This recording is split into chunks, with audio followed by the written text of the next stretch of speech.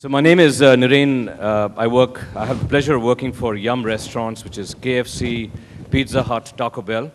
Been with the company for over 20 years. So for me to get started, I'd first like to know how many of you have tasted KFC? If you can raise your hands, please. Okay, that's about half the room. Please keep your hands up. And how many of you prefer KFC to McDonald's? Oh, I can see the whole room is raising their hands. Fantastic. Thank you. Thank you. And how many of you have tasted Pizza Hut? Oh, even a bigger proportion of people. And how many of you prefer Pizza Hut to Domino's? Even more hands are coming up. So thank you. I knew I was in the right place. Knew I was in the right place. So thank you. So it's a real pleasure to be here. And I thought I'll talk to you about something a little bit different. About happiness at work and share with you some personal perspectives on why that is important. And for a moment, as I get into my presentation, I'd like you to reflect for a moment and think about what do you think is the purpose of life? What do you think is the purpose of life? And I think it's too large an audience for me to have somebody scream the answer back at me, but I'm going to say to you, I really think the purpose of life is happiness. And how many of you would agree with that? Happiness? So the same number of people who thought that KFC is better than McDonald's and Pizza Hut is better than Domino's are raising their hands. So fantastic. So happiness, that's what makes me happy. Happiness is the purpose of life. And if that is so, the question is, what gives us happiness? What makes us happy? If you're pursuing happiness, what really gives us happiness, what makes us happy? And if happiness indeed is the true purpose of life, then if we can, as leaders, create happiness at work, then we can see unprecedented success. And that's what I want to share with you this evening. My perspective on happiness at work and why happiness is important. So if happiness is the purpose of life, I believe there are two dimensions of happiness. The first dimension to create happiness is for us to become the best that we can be. The very best that we can be. For us to fulfill all the talents and dreams that we are born with. To be absolutely the best, to fulfill our full potential would give us happiness. How many of you would agree with that statement that fulfilling our full potential, pursuing our dreams would give us happiness? How many of you would think that? Okay, warming up about 25% of the room. The others are probably waiting to grab hold of some alcohol and some good food. So happiness is about fulfilling our dreams, being the best that we can be. But the second more important dimension of happiness, I would argue, is when we shift the focus from ourselves to other people. When we think about giving back, when we think about making a difference in the lives of other people, how many of you would agree with that? That happiness is truly about giving. So those are the two dimensions I want to talk to you about this evening. That if happiness is the purpose of life, and if happiness is about first self-fulfillment, and also happiness is about giving, how can we bring that to life at work? So let's talk first about happiness in terms of fulfillment of yourself. You know, I believe that a powerful metaphor is to think about our life as an unfinished painting. This painting here is a painting by Van Gogh. And for us to think that every day there's a fresh new canvas, and every day as we wake up in the morning, we can make this painting vibrant and beautiful and more dramatic and more stunning than ever before. And this painting has many dimensions and many colors and many, many different aspects to it. And every morning we wake up to make this life, our life, the best that it can be, a masterpiece. For our life as a painting to become a masterpiece, I think one of the first things we need to do is to know what is it that we wish to paint. What is our life's goal? What is our personal legacy? What do we wish to be? How do we wish to be remembered? Because if we don't have that objective clear in our minds, then we might get some abstract art instead of the painting that we wish to create. So I think, as one wise man once said, live as you will die today and learn as if you were going to live forever. I really find that, immensely inspirational. Live as if you will die today and learn as if you would live forever. And that every day we wake up and we want to make that masterpiece, and that happiness, that fulfillment is just in that pursuit of that ever elusive excellence that you can never achieve. But the happiness is in that pursuit of being the best that you can possibly be. And to create happiness with others, through others, it cannot happen if you're not happy yourself. And therefore, the first aspect of my presentation today is about being your best self is a starting point to being able to create happiness through others. So let's talk about the second dimension that all of you and all of us relate to, is that, true happiness is always about giving, about other people. It's about compassion. It's about making a difference in the lives of other people. And I'm reminded of this incredibly inspirational story of Magic Johnson. How many of you know Magic Johnson? In the sense that heard of Magic Johnson. So Magic Johnson was a famous basketball player. He also has AIDS. And he was asked by some people, what is your biggest lesson that you have learned in life on leadership? It's a fascinating story. And he said, the biggest lesson that I learned, Magic Johnson says, is when I was in school, I used to be in my school team. And I was so damn good. We used to win every single game by a difference of 90 to 30. And out of that 90, I would score probably 70 points. I was so damn good. But you know what? After we won, I was happy, but nobody else was happy. My players were not happy. The families were not happy. The families of the players who worked with me were not happy. But I was happy. And because they were not happy, it didn't really make me truly happy. So guess what? I changed from being the best shooter to being the best passer. And I changed my game and I said, I don't want to be the guy who always shoots the baskets. I want to be the guy who enables scoring of those best baskets. And when I switched my tactic, Magic Johnson says, we still won all the games. We won not by 90 to 30, but we won by 70 to 30. But the difference was, everybody was happy. I was happy. My players were happy. My coach was happy. The family of the players who played with me were happy. Everyone was happy because it was not about me. It was about we. It was not about how good I was. It was how good I could make everybody else around me be. I find that a tremendously inspirational story on this dimension of how we can all find happiness if we switch that perspective from me to we. And how that can give us happiness beyond any measure that we may realize. So I want to share with you two dimensions on how to bring that to life at work. So I believe the two dimensions that I want to share with you is, as we go from me to we, to truly create happiness, the first thing that we need to do is to really somehow ignite the human spirit in all the people who work with us so that they can be the best that they can be. They can be gloriously happy and pursuing their true sense of inner being and inner desire to be excellent. How can we do that? How can we unleash this, ignite this human spirit? And the second piece is, how can we make our organizations not just be about ambition, about market share, about revenues, about profits, but about also compassion, giving back? Because I know that all of us have a higher purpose and a higher calling. And we are inspired and motivated by much bigger things than just shareholder value.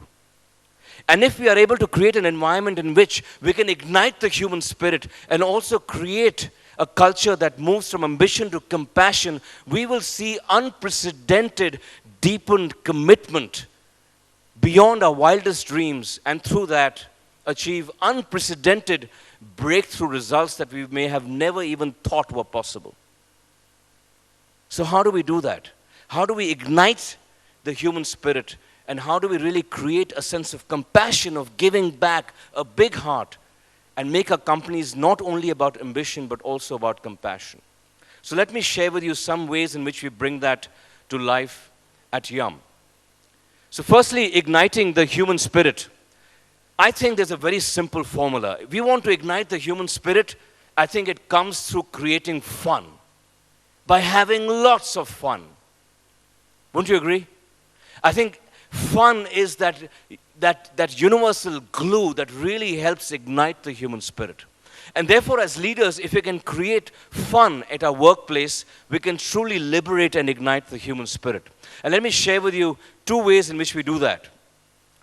One is by creating new memories for the people who work with us. The second one is by recognizing people who are doing a great job. Let me share with you some examples of both of those, on how by creating fun, you can truly ignite the human spirit. So the first one about creating memories. You know, whenever companies start speaking about the past and saying, do you remember 10 years ago how good it was? Or do you remember 5 years ago how good it was? You know that you're in deep trouble.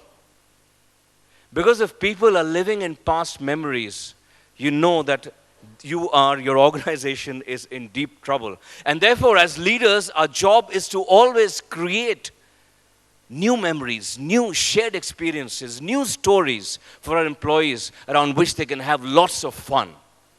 And let me share with you some ways in which we do that at Yum. So, how many of you have seen the movie Dabangg? So, all of you, I would think, Sallu fans. So, when this Dabangg was a big hit, we said we're going to have a Dabangg party at Yum. So, we said everybody for about 2 weeks, men and women have to grow their facial hair. That was a joke. So men and women grow their facial hair for about 2 weeks and then turn up one Friday with khaki and whites, and you wear these glasses, and then you dance to Dabangg and have some samosa party. A great memory. It really struck me when I was meeting some of the employees as to their most memorable moments and what they love about the company. I was staggered when they said, you know, that Dabangg party was really something special. And it struck me that how much fun is that magic pixie dust, that glue that helps liberate and ignite the human spirit. But you know, you can't live on Dabangg. Dabangg was many years ago. So what was the next movie? It was Chennai Express. So Chennai Express happened. So one day I wore this lungi and this yellow shirt and turned up at work. Almost got thrown out by the Darban, but walked around the entire office and said, we're going to have a Chennai Express party. And therefore, another Friday, we had this lungis and we had this yellow shirt and we had some great food and we all danced to the Chennai Express songs. Creating memories, having fun. Some more examples. Is the leadership team in times when are tough, like especially these days, I don't know how many of you are seeing some pressure on your business. I was looking for some company, but I have only 2 hands up. So, there are some more that are coming up gradually, and some that are putting up both their hands and legs up. So, I know that we're all feeling the pressure. Some of you, I think many of you perhaps are aspiring entrepreneurs who haven't seen the good days and the bad days. So, right now we're still waiting for the Achhe Din to come. So, we're still struggling. So, when we are struggling, we want to create memories. We want to make sure that the magic is still there. People still believe, have conviction. So creating memories, having fun, making sure that people have a reason to believe, and that pixie dust of fun to ignite the human spirit. Creating new memories that people can talk about. So that your companies and the people who work with you are not living on how good it was, but how good it is. So creating fun memories. One dimension of igniting the human spirit. Let me share with you the second ambition, the second way in which we create memories is through recognition. At Yum, we have a culture of recognizing people doing things right. We don't have a culture of catching people doing things wrong. So we recognize people, and this is the ceiling of my office, by the way. It has got pictures of me going to various stores. We have 750 stores. We're opening one restaurant every 2 days, so lots of stores. And going out into the restaurants, recognizing all the people who are doing a great time, come back, and then send them a thank you note and hang that picture in my office. So this is the ceiling of my office. As you can imagine, the entire office is completely full with pictures of associates who are doing an incredible job. Incredible job. So just recognizing the effort that people put in restaurants. So we have, like I said, 750 stores in over 75 cities. Imagine the feeling of pride that they have, that somebody cares and somebody wants to recognize the great work that they're doing day in and day out to delight our customers. So recognition. And also at Yum, we have this tradition of recognizing doing quirky things, having a lot of fun. So I want to share with you two of my legendary awards that are most coveted at Yum. One is called the Kai Po Chi Award. So Kai Po Chi, which is inspired by the movie Kai Po Chi, and I give it out to people who have absolutely demolished competition. Kai Po Chi, the competition. So that's the first award. And then we have the Snake Charmers Award, which I give for truly mesmerizing performance. Incredibly mesmerizing performance. So recognition. So we said about, as we move from me to we, we're talking about igniting the human spirit through fun. And fun is through shared memories. You know, the Bung and Chennai Express. And this fun is through recognition. By recognizing all the people who are doing an incredible job in our organization. And then the second dimension of me to we is this aspect of compassion. I want to share with you, I really feel that we're incredibly privileged to be in a position where we can make a difference to other people in some small ways. And I want to talk to you about two of our initiatives that we feel incredibly privileged to be a part of and proud that we can make a difference in some small way. So the first one is about diversity. We are big believers in diversity and encouraging women employment. I don't know if you know, but what percent of the 1.2 billion people is women? 50? That's a brilliant answer. That is correct. So half the population is women, and less than 30% of the women are actually employed. Of employable women are employed. They don't find jobs easily. So we said we're going to be the change that we wish to see. We want our restaurants to be the nation that we wish to see around us, a nation that is diverse, inclusive, on gender, on religion, on diversity, and let's make a beginning with women. So we have made a simple promise. We want to have at least 30% of our team members in our restaurants to be women. And we want one shift manager in every restaurant to be a woman. That's it. A simple goal. And then to really sort of rattle the system, we came up with an all-women's restaurant. This is a picture of our all-women's restaurant in KFC Darjeeling. All women. All women. And some of these all-women restaurants have great customer scores. The women love working there. The customers love coming there. It makes business sense. It makes sense from a diversity standpoint. Right? A small but meaningful effort in terms of diversity. One shift manager, 30% people at the front line to be at least women. Now, we know that there are difficulties in employing women in terms of legislative difficulties. And we believe we want to do this not because it's easy, but because it's hard. And we want to do this because it's the right thing to do. And that's our program on diversity. The second aspect that we've embraced is specially abled. And let me share with you a little story. About 8 years back, I went to Calcutta to one of our restaurants. I went to the KFC there, and I went to the counter, and I shook hands with a little girl. I didn't realize that she was hearing and speech impaired. I shook her hand, and she said, "I can't hear or speak." I was stunned. She looked at me and that she held on to my hand and she had that deep look of gratitude in her eyes. A deep look of gratitude for the opportunity we had provided to enable her to live a life of respect. Something in me moved at that point in time, and I came back and I told my team, listen, let's just embrace this idea of specially abled stores. And let's do this equal opportunity in a different way. Not the way everybody else does, where we hire somebody, CSR, etc., but truly different, truly equal opportunity. So we've come up with these special stores. In these special stores, 70% of the employees are deaf. We've inversed the world. The hearing employees are in minority and the hearing and speech impaired employees are in majority. The RGM has to learn the sign language. The area coach has to learn the sign language to be able to communicate to them. We have inverted the world for them. We have changed our operating system. We've got lights. We've got different systems so that people can communicate with each other. And we said we want the hearing and speech impaired employees to do every single job that a hearing employee can do, because deafness is not a disability of intellect. It's a disability of communication. And therefore we want hearing and speech impaired employees at the front counter speaking and interacting with customers in their own way.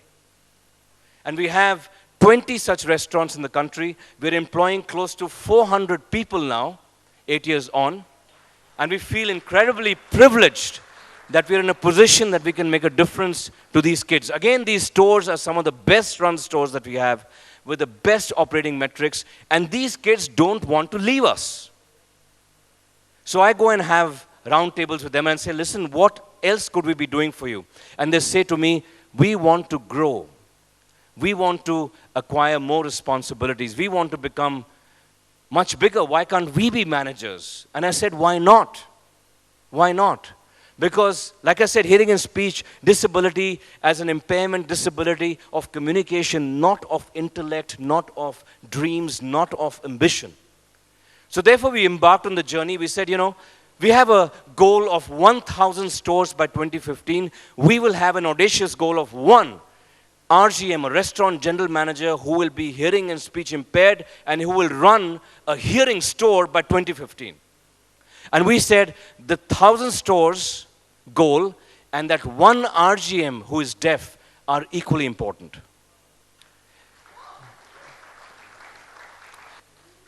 So to recap, happiness is the purpose of life. Happiness is two dimensions. We can't make others happy or create happiness to others if we're not happy ourselves. It starts with us. Our happiness comes from our desire to be the best that we can be, to make our lives a masterpiece, to have a clear idea of what our legacy is, what we wish to be remembered as, and then shifting our focus from me to we by helping ignite the human spirit, by creating fun memories, by doing recognition, recognizing what is really working well, rewarding that.